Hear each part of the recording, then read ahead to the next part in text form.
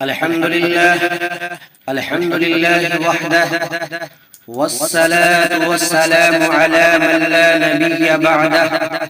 أما بعد، فقد قال الله تبارك وتعالى في القرآن المجيد والفرقان الحميد: فاعوذ بالله من الشيطان الرجيم. بسم الله الرحمن الرحيم. شهر رمضان الذي أنزل فيه القرآن هدى للناس وبينات من الهدى والفرقان. وقال الله تبارك وتعالى في مقام آخر: إنا أنزلناه في ليلة القدر وما أدراك ما ليلة القدر. قال النبي صلى الله عليه وسلم: قال في المعتكف: هو يعتكف الذنوب ويجزى له من الحسنات كعامل الحسنات كلها، أو كما قال عليه الصلاة والسلام. بے زبانوں کو جب وہ زبان دیتا ہے، بے زبانوں کو جب وہ زبان دیتا ہے، پڑھنے کو وہ قرآن دیتا ہے. بخشنے پہ جب آتا ہے امت کے گنہگاروں کو، تو پھر گنہگاروں کو تحفے میں رمضان دیتا ہے. میرے نہایت قابل قدر احترام بزرگوں، دوستوں، دینی بھائیوں، پیارے آقا صلی اللہ علیہ وسلم کی پیاری امتوں، اللہ تبارک و تعالیٰ کا بے انتہا کرم ہے کہ باری تعالیٰ پروردگار عالم نے ہم سب کو رمضان المبارک کا یہ تیسرا جمعہ پڑھنے کی توفیق مرحمت فرمائی، اور نماز جمعہ کی ادائیگی کے لیے ہم اور آپ مسجد میں اکٹھا ہوئے ہیں. دوستو، بزرگوں، نہایت ہی قیمتی اور قابل قدر مہینہ رمضان المبارک کا چل رہا ہے، اور اس رمضان المبارک کے 2 عشرے مکمل ہونے کو ہے اور تیسرا عشرہ شروع ہونے والا ہے. اللہ تبارک و تعالیٰ نے رمضان المبارک کے اندر ہمیں اور آپ کو بے شمار عبادتیں عنایت فرمائی ہے. جیسے کہ رمضان المبارک کے ہم روزے رکھتے ہیں، یہ بھی ایک عبادت ہے. تراویح پڑھتے ہیں، یہ بھی ایک عبادت ہے. قرآن مجید کی تلاوت کرتے ہیں، یہ بھی ایک عبادت ہے. رمضان المبارک کے اندر جو ہے کثرت کے ساتھ اپنے مالوں کو اللہ کے راستے میں خرچ کرتے ہیں، یہ بھی ایک عبادت ہے. رمضان المبارک کے اندر غریبوں کی ضرورت کو، ضرورت مندوں کی حاجت روائی کرتے ہیں، یہ بھی ایک عبادت ہے. اور رمضان المبارک کے اندر زکوٰۃ کی ادائیگی کرتے ہیں، یہ بھی ایک عبادت ہے. اسی طریقے سے رمضان المبارک کے آخری عشرے میں باری تعالیٰ پروردگار عالم نے ہم سب کو، اس امت محمدیہ کو 2 بڑی اہم عبادتیں عنایت فرمائی. مناسب معلوم ہوتا ہے کہ آج کے جمعے میں اور آج کے بیان میں جو ہے اس عبادت کے تعلق سے مختصراً کچھ آپ حضرات کے روبرو عرض کروں، اس امید کے ساتھ کہ آپ حضرات بغور سماعت فرمائیں گے.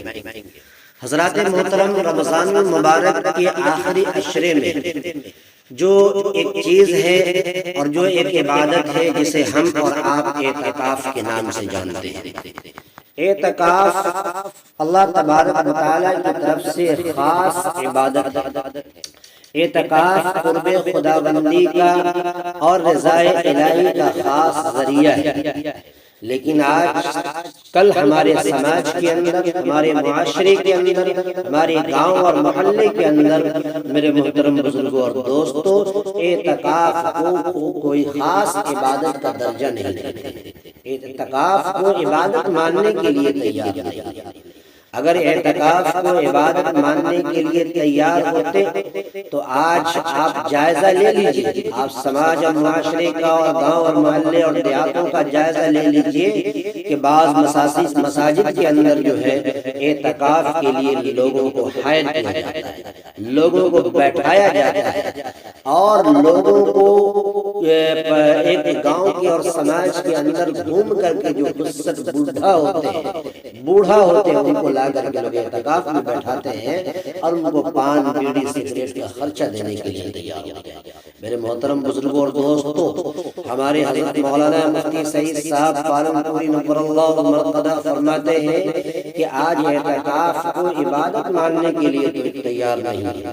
اگر عبادت ماننے کے لیے تیار ہوتے تو یقیناً جس طریقے سے ہم اور آپ اپنے کام کی نظر مانتے ہیں، منت مانگتے ہیں اور یہ کہتے ہیں کہ ہمارا فلاں کام ہو جائے گا تو ہم اللہ کے لیے روزہ رکھیں گے، ہمارا یہ کام ہو جائے گا تو ہم خدا کے واسطے 2 رکعت نماز پڑھیں گے، ہمارا یہ کام ہو جائے گا تو ہم غریبوں کی مدد کریں گے، ضرورت مندوں کی جو ہے ضرورت پوری کریں گے۔ لیکن کبھی بھی آپ انصاف کے ساتھ بتائیں، آپ غور کریں اور آپ اپنے دل پر ہاتھ دے کر کے بتائیں، کیا کوئی یہ نظر مانتا ہے، یہ مانتا ہے کہ میرا یہ کام ہو جائے گا تو میں اللہ کے لیے جو ہے 3 دن 4 دن کا اعتکاف کروں گا؟ نہیں میرے محترم دوستو، معلوم یہ چلا کہ اعتکاف کو آج ہم عبادت نہیں مانتے ہیں، حالانکہ اعتکاف نہایت ایک اہم عبادت ہے۔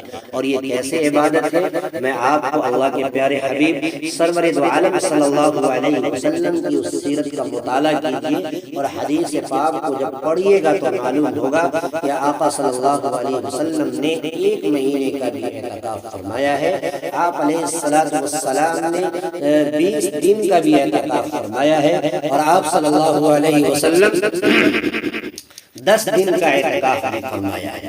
معلوم یہ چلا کہ اعتکاف نہایت ہی اہم عبادت ہے، اس پر خاص توجہ دینے کی ضرورت ہے۔ میرے بھائیوں، میرے بزرگوں، دوستوں، یقیناً اعتکاف 3 طریقے کا ہوتا ہے۔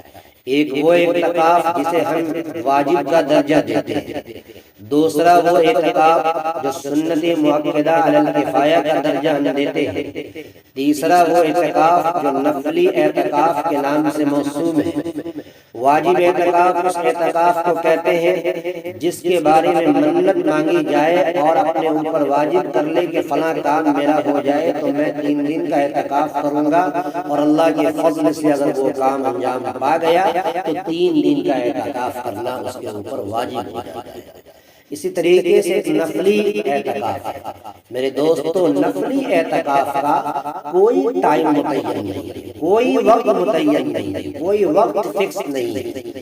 یہ کسی وقت کسی بھی حالات میں جب بھی مسجد میں داخل ہو، فجر کی نماز، ظہر کی نماز، عصر کی نماز، یعنی 5 وقت کی نماز میں جس وقت بھی ہمارا قدم مسجد کے اندر داخل ہو جائے اسی وقت نویت الاعتکاف ما دمت فی ھذا المسجد، کہ جب تک مسجد میں رہے ہمارا ہم نے اعتکاف کی نیت کیا تو اس وقت آپ کا یہ نفلی اعتکاف شروع ہو جاتا ہے، اعتکاف کا ثواب ملتا ہے، اور جیسے ہی آپ مسجد سے باہر نکلے وہ اعتکاف آپ کا ختم ہو جاتا ہے، تو اسے نفلی اعتکاف کہتے ہیں۔ اور سنت مؤکدہ علی الکفایہ جو 10 دن کا اعتکاف ہے وہ رمضان المبارک کے آخری عشرے میں کیا جاتا ہے۔ آخری عشرے کا مطلب کہ 20 رمضان المبارک کا دن گزار کر، یعنی غروب آفتاب سے قبل جو ہے مسجد میں داخل ہو جائیں، اور اس وقت سے لے کر عید کا چاند نظر آنے تک مسجد میں بیٹھ کر اللہ کی عبادت کریں، اللہ کی رضا حاصل کریں، اللہ کا قرب حاصل کریں، اللہ تبارک و تعالیٰ سے اپنے لیے مانگیں۔ تو میرے محترم بزرگوں اور دوستوں، یہ رمضان المبارک کا آخری عشرہ شروع ہو چکا ہے، اس لیے اس عشرے کے اندر اعتکاف کا زیادہ اہتمام کریں اور زیادہ اہتمام کریں، کیونکہ اعتکاف کے بڑے فضائل، بڑے مسائل قرآن و حدیث کے اندر بیان ہوئے ہیں۔ ہم سب کے آقا و مولا جناب محمد رسول اللہ صلی اللہ علیہ وسلم نے ارشاد فرمایا کہ فی المعتکف هو یعتکف الذنوب ویجزا له من الحسنات کعامل الحسنات کلها، کہ اے لوگوں یاد رکھنا چاہیے کہ اعتکاف کے اندر،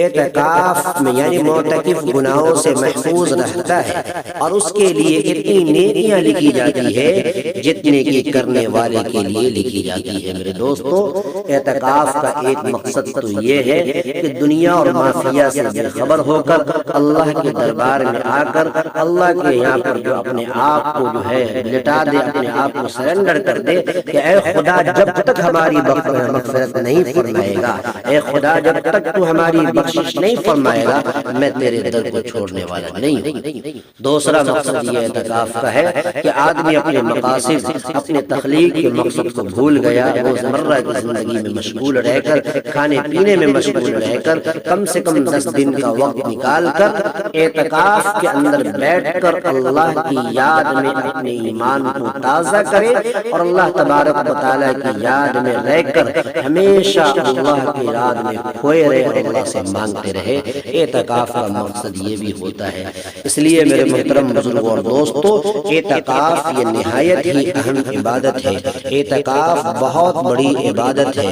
حضرت ابن عباس رضی اللہ تعالیٰ عنہ سے مروی ہے کہ ایک مرتبہ مسجد نبوی میں علی صاحبۃ الصلاۃ والسلام معتکف تھے، آپ کے پاس ایک شخص آیا اور سلام کر کے چپ چاپ بیٹھ گیا۔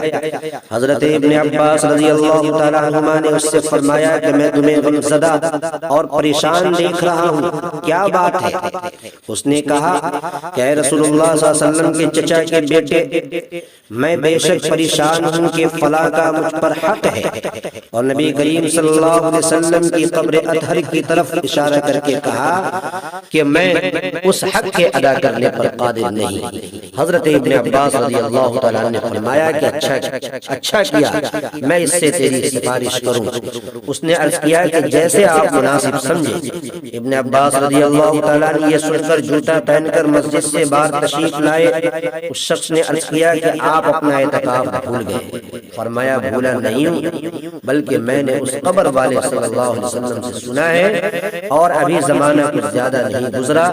یہ لفظ کہتے ہوئے کہ ابن عباس رضی اللہ تعالیٰ عنہ کی آنکھوں سے آنسو بہنے لگے کہ حضور فرما رہے تھے کہ جو شخص اپنے بھائی کے کسی کام میں چلے پھرے اور کوشش کرے، اس کے لیے 10 برس کے اعتکاف سے افضل ہے۔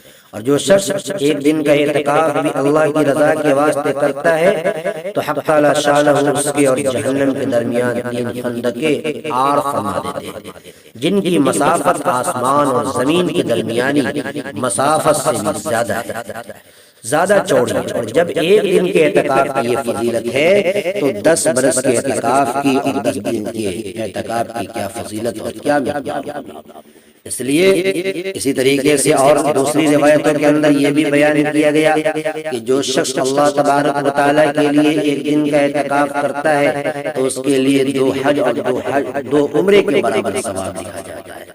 اس لیے معلوم ہوا میرے محترم بزرگوں اور دوستو کہ اعتکاف یہ بہت بڑی اہم عبادت ہے۔ اعتکاف بندے اور اللہ کے درمیان جو عاشق اور معشوق ہوتے ہیں، یعنی بندے اور اللہ کے درمیان راز و نیاز کی باتیں کرنے کا ایک بہت بڑا اہم ذریعہ ہے۔